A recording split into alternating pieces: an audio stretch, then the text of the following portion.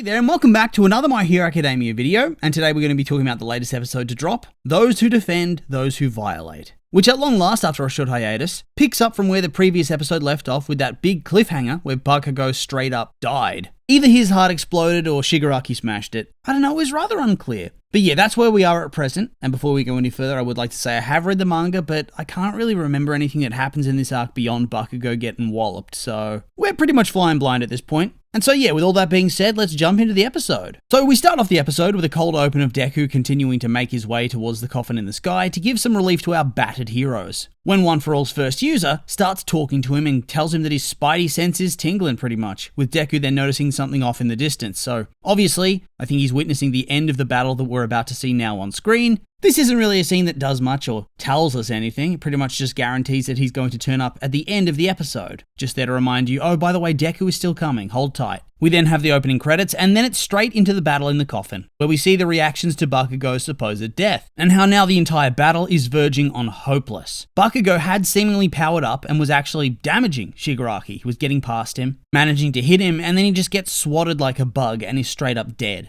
Just a massive sense of dread in this entire scene. Monoma's losing hope, and honestly, why wouldn't you? His entire school career, Bakugou has been this massive obstacle. He is the pinnacle of the hero course. He'd previously crushed Class 1B in the battle trials, and now he's straight up dead. Dead in one hit. Yeah, that's nuts. I too would be close to giving up at that point, especially since even without quirks, Shigaraki has straight up obliterated the team. Mirko's been ensnared, and despite her rage, she can't seem to get free. And honestly, I'm not sure why he doesn't just straight up kill her, instead just holds her and monologues for ages. Whatever, it's anime. Best Genius isn't even fighting, he's just trying to stitch up Bakugou's heart. Not sure it works that way. Mirio's getting overwhelmed and he doesn't even have the power to contest him anyway. Sun Eater's down, Nejire's down, and it just ain't looking good at all. The heroes are losing on all fronts. And then we cut away to reveal that Darby's back up now. So from bad to worse. And not only that, but he saw Shoto's new power move, and on the fly, he created his own version that kept him from being properly KO'd. And he really is Endeavor's son, and here he is roasting fools, including one of the Endeavor sidekicks that's friendly with Shoto, and stood with him to help. Oof, and he gets tossed out of the fire, and the dude is purple. Surely he's dead, right? Surely he's gone. It's even a minor character, so you can definitely get away with a bit of a throwaway death like this. Did the mummy guy also get sizzled? I don't remember seeing him. Yeah, if he didn't, he will. Those dudes are definitely primed to be fodder to up the intensity and the emotion of the battle. And then we go from Darby to Skeptic, who's in the midst of hacking his way into the coffin in the sky, and I guess, for the benefit of the audience, he rants about his grand plans and how the world's going to be better under this new regime, and it's like,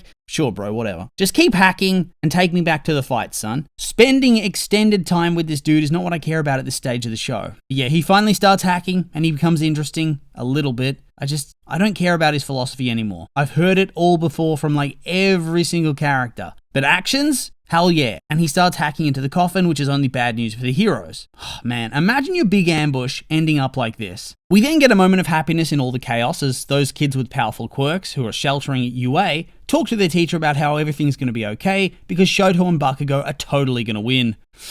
Whoops. And then it's back to the old mountain villa to see more of the All For One battle. All For One continues to talk smack because why not? The dude was hit with Endeavor's most powerful attack and tanked it, but not before badly wounding Endeavor. And then he just gets straight up rewound. And not just to repair the burns, but he's gone from baked potato mode to proper prime All For One. And so suddenly, the odds are not looking so good for the hero side. This is the part where you run away. We then get the episode title screen and we jump straight back into a flashback that explains just how all of this has worked out. Dr. Garaki got his hands on the drug that Overhaul had manufactured, and then he made this out of it. My god, that dude's smart, although he's really simping pretty hard for All For One in this scene. Like, it makes me laugh because surely All For One would toss this guy away without a second thought if he had to. But here he is, talking about how his eyes, his smile, and his voice are also dear to him. Is he in love with All For One? What's going on? Is he his dad? What is this guy's motive? Is he just legitimately crazy? All For One was the only person who bothered to listen to his doomsday theory, and so he figured, hell yeah,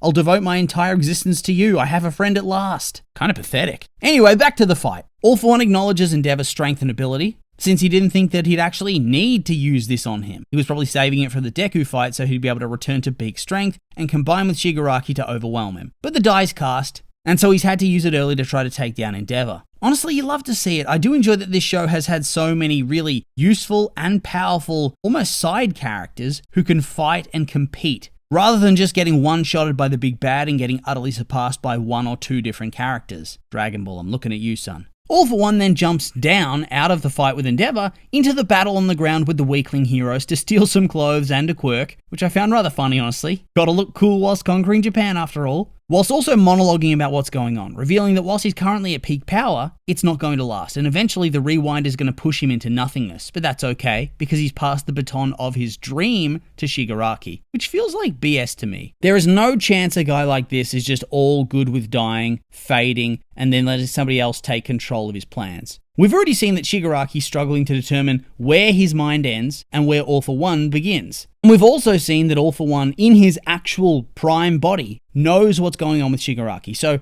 I think All for One's actual consciousness is sort of split and is laying in wait, ready to take full control once he no longer needs to use his original body anymore. At least that's what I've interpreted from it. Shigaraki's just a tool to him, whose mind and persona can be discarded once the time comes. I mean, would All for One really be content in letting Shiggy take down Deku and claim One for All instead of doing it personally? I doubt it. It doesn't gel with his characterization. So I think this is a misdirect. And yet he mentions that comic again. Again with the comic. Dude can't resist. Imagine being this old and powerful, and yet you still keep coming back to this like 200-year-old comic book as a reference point for your evil and misdeeds. No one knows what you're talking about, mate. Probably not even in print anymore. Honestly though, despite him not being able to let go of his comic books, his new look, his restored face, his cobbled together outfit, his slick voice, the golden glow around him, it comes together and gives him some serious final boss aura, even more than Shigaraki has, I reckon. Just awesome. Moving on, we have a brief glimpse of the White House where the president of the fictional United States does the most un-American thing I've ever seen. He says he's going to roll over for Shigaraki and try to work with him, try to appease him, even though this guy has crazy anarchist who wants to conquer everything written all over him. Like, what does the president think is going to happen? You really do have no choice but to fight him, otherwise you're going to lose the chance. You can't betray him once you're his servant. You'll just get destroyed. Ugh, quite annoying and frustrating. And I know it's supposed to be, but ugh. Also, it's just amusing to see America presented like this. Like, it doesn't gel with what America's actually like when they get threatened in real life. I know expecting accuracy from a superhero show is ridiculous, but I don't know. It just is, it's so wild to me. But yeah, we go from downtrodden and depressing to absolutely epic when we return to the battle against Shigaraki, where Genist is still trying to stitch up Bakugou with limited success. Not like that's going to restart his heart, but that's where Edgeshot comes in, as he decides he's going to use his quirk to become super tiny, pretty much turning himself into string and helping to stitch up Bakugou, using his own body to help hold Bakugou together and try to restart his heart. Damn, okay. And he also fixes up his lungs whilst he's at it. And this is actually crazy. I can fit through there. You wanna know why? Why? Because I'm little. And so, is Edgeshot going to die here? Like, is he going to die and be fused into Bakugou? Is he going to be alive inside Bakugou? Either way, that's gnarly. What a way to go. And I guess these dudes just have a really good grasp of anatomy and what goes where. Good thing I'm not a superhero, I wouldn't be able to do it. Also, I feel like this noble sacrifice would have worked better if it was a character we'd seen more of, as opposed to Edgeshot. I mean, he's cool, don't get me wrong, but like, what? I don't have much of a connection to this guy. But yeah, Shigaraki, unstable man that he is rather annoyed that they're trying to revive somebody he's already killed. So he rages, but Mirko breaks free, and having been told to go nuts by Edgeshot before he became the human thread, kicks Shigaraki in the face, gets caught again, rips off her own arm to escape, the only arm she had left, and just kicks him again. What is this woman made of? Pure will and rage? I mean, surely she's going to need to retire after this. If she survives, which is a big if. Also, what are the chances she's going to lose her other leg before this is all said and done, right? But all of this causes Shiggy to shit his pants as he realizes, ouch, that kind of hurt. They're managing to hurt him for once, and he remembers that Bakugou had actually slightly hurt him too. Which is when Mirko returns for more and kicks the ever-loving shit out of this dude. Blood coming out of his mouth and everything. Oh, I loved this. Because it actually threw me off. I did not expect it. I was kind of just waiting for Deku to turn up and save them at this point, but here, they have this moment of hope. That maybe they can knock him around and get some breathing room, which I found really cool. And it forces Shigaraki to actually power up to a new defensive form, which he then uses to pretty much one-shot everybody except for Mirio, because he doesn't care about him. Because he can't actually hurt him anyway, so why bother fighting? It will just end up being an eternal stalemate between the two. And I really enjoyed that they included a semblance of tactics here. It makes a lot of sense to just disregard Mirio, because he's almost impossible to catch, but he actually can't really do any damage. It's clever writing, I think. Also, this fight has been top tier, I gotta say, a whole heap of fun. And it finishes off with a really great moment for Lemillion, where he needs to buy 2 seconds for Deku to arrive, distracting Shigaraki just long enough so he doesn't kill Best Jeanist and smash Bakugou's corpse, stopping Ed's shot from healing him. And so, with Night Eye's voice echoing in his head, oh, I miss Night Eye, he shows Shigaraki his ass.